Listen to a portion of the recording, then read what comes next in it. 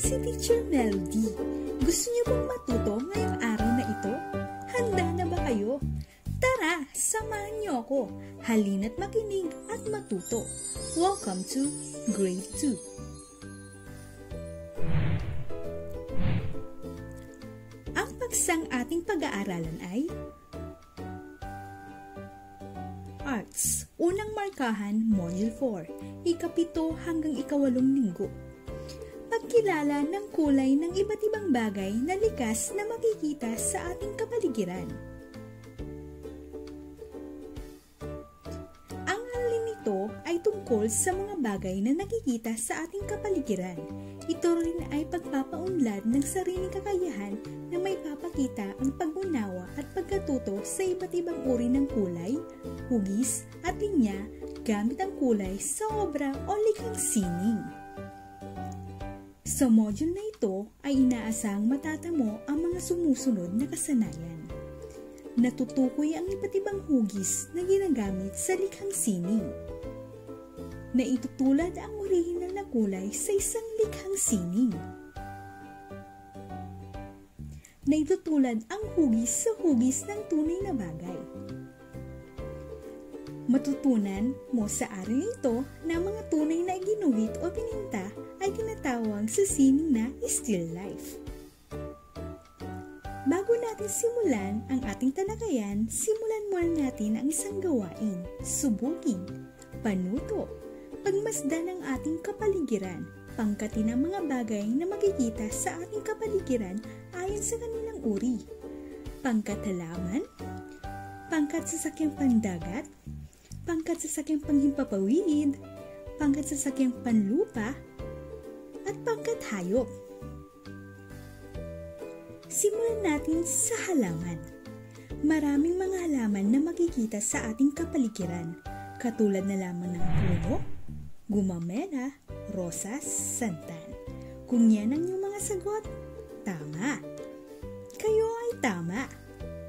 Dumako naman tayo sa sasakyang pandagat, mga sasakyang ginagamit sa katubigan.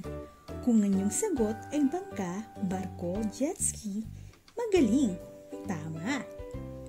Sasakyang panghimpapawid, sasakyang lumilipad o sasakyang panghimpapawid katulad ng eroplano, helicopter. Kung yan ang iyong mga sagot, kayo ay tama. Sasakyang panlupa katulad ng kotse, bike, motor, van. Kung yan ang iyong mga sagot, magaling. Tama. At panghuli, hayop. Katulad lamang ng aso, pusa, ibon, baboy, kabayo. Kung yan ang iyong mga sagot, kayo ay tama. Magaling! Nasagot niyo ang bawat pangkat na makikita sa kapaligiran. Aralin 1. Pagkilala ng kulay ng iba't ibang bagay na likas na makikita sa ating kapaligiran. Tingnan ang larawan. Sagutin ang mga tanong. Unang numero. Anong pangkat ang nakita mo sa larawan? Ang pangkat na makikita ko sa larawan ay ang mga bulaklak na rosas. Kung yan ang iyong sagot, ikaw ay tama. Pangalawang numero. Anong mga bulaklak ang nakita mo sa larawan? Ang bulaklak na makikita ko sa larawan ay mga rosas. Kung yan ang iyong sagot, ikaw ay tama. Magaling. Pangatlong numero. Ano ang kulay ng mga bulaklak? Ang mga kulay na makikita ko sa larawan ay pula, dilaw, kahel, at pink. Kung yan ang iyong sagot, ikaw ay tama. Pang-apat na numero. Anong mga hugis ang nakita mo sa larawan?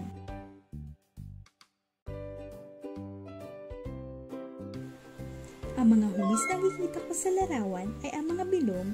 Kung yan ang iyong sagot, ikaw ay tama. Magaling! Panglimang numero. Anong mga linya ang nakita mo sa larawan? Ang linyang makikita ko sa larawan ay ang mga pagurubang linya. Kung yan ang iyong sagot, ikaw ay tama. Magaling! Ang pangkat ng mga tunay na bagay o ginuhit o pininta ay tinatawag sa sining na still life. Maaring gumamit ng mga prutas, mga bulaklak, mga kagamitan sa paaralan o iba pang bagay sa kapaligiran sa paggawa ng still life.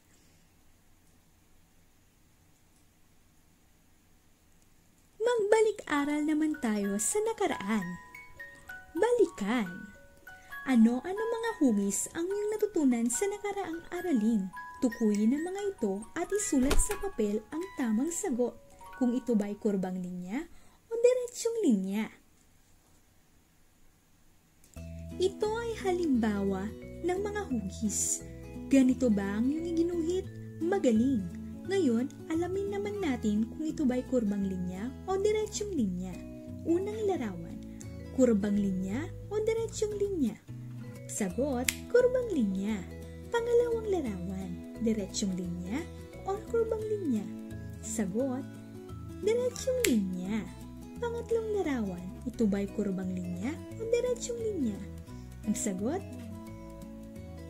diretsyong linya. Pang-apat, ito ba'y kurbang linya o diretsyong linya? Kurbang linya. Magaling! Tuklasin. Ano-ano mga bagay na makikita mo sa ibabaw ng mesa? Kung ang iyong sagot, ang mga bagay na makikita sa ibabaw ng mesa ay libro, notebook, ruler, mansanas, crayola, pitaka, tama ang iyong sagot. Pangalawang numero, ang mga kagamitan bang ito ay ginagamit mo sa paaralan araw-araw? Kung ang iyong sagot, opo. Ito ay aking ginagamit sa paaralan araw-araw. Magaling, ikaw ay tama. Pangatlong numero. Pumili ka ng tatlong kagamitan na ginagamit mo sa paaralan araw-araw at ito ay iyong iguhit. Mga bata, ganito ba ang iyong iginuhit? Madaming mga bagay o kagamitan sa paaralan ang pwedeng iguhit katulad ng mga notebook, lapis at crayola na maaaring ilagay ang ibang bagay sa harapan at ibang bagay naman ay sa likuran. Ang iyong nalikhang sining ay tinatawag na still life. Suriin. Gumuhit ng 5 paboritong prutas at kulayan ayon sa orihinal na kulay. Maraming mga prutas na makikita sa ating kapaligiran na pwedeng iguhit at kulayan, katulad na lamang ng mga sumusunod. Berdeng atis, dilaw na melansones, berdeng bayabas, kulay kayumangging chiko, at berdeng avocado.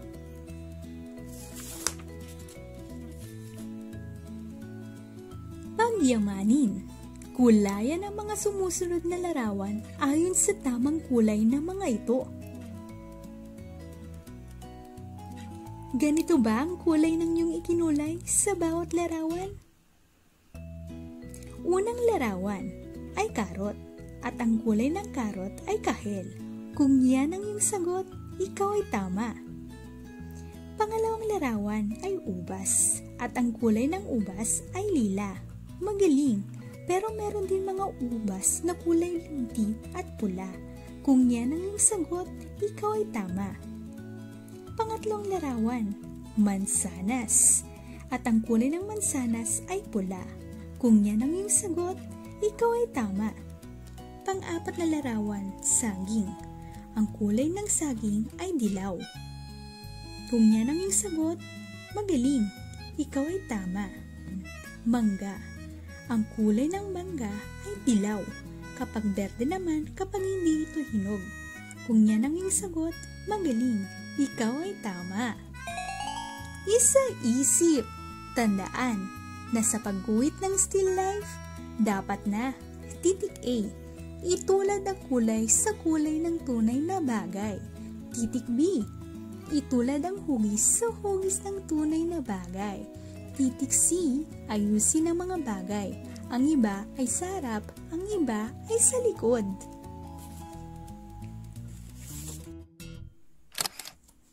Isagawa, gumuhit ng sariling disenyo ng mga paboritong laruan at kulayan ayon sa orihinal na kulay nito.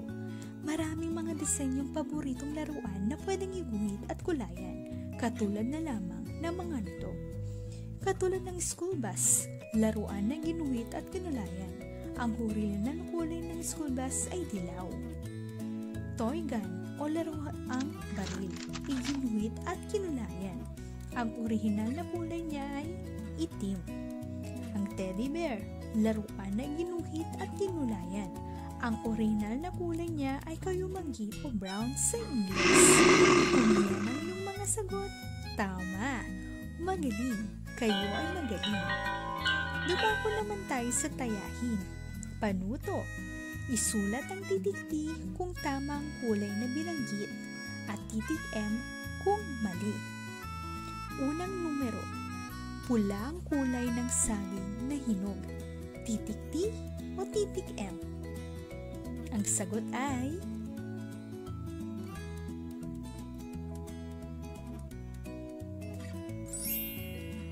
titik M. Magaling. Pangalawa, kulay puti ang bulaklak ng sampagita. Titik T o titik M? Ang sagot?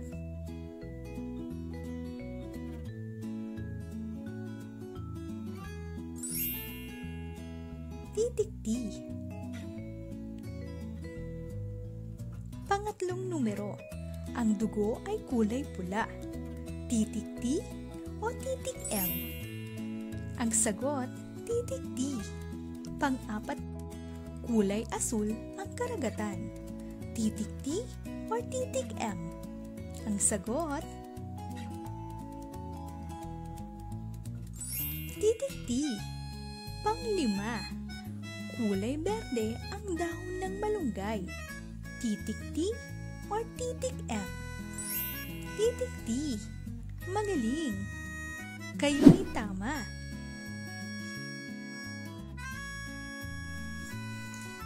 Magaling. Masaya ako na nakakasunod kayo sa ating talakayan. Para sa karagdagang gawain, panuto. Iguhit ang tamang hugis ng mga sumusunod na salitang bagay. Simulan natin sa salitang bola. Nakakita na ba kayo ng bola? Ano ang hugis ng bola? Kung ang iyong sagot ay hugis bilog, kayo ay tama. Magaling. Pangalawang salita, lapis. Nakakita na ba kayo ng lapis? Ano ang hugis ng lapis? Kung ang iyong sagot ay hugis pahiraba at sa ilalim niya itatsulo, kayo ay tama. Pangatlo, salitang kahon. Nakakita na ba kayo ng kahon? Ano ang hugis ng kahon? Kung yung sagot ay parisukat, tama. Magaling. Pang-apat, salitang aklat. Nakakita na ba kayo ng aklat? Ano ang hugis ng aklat? Parihaba. Magaling.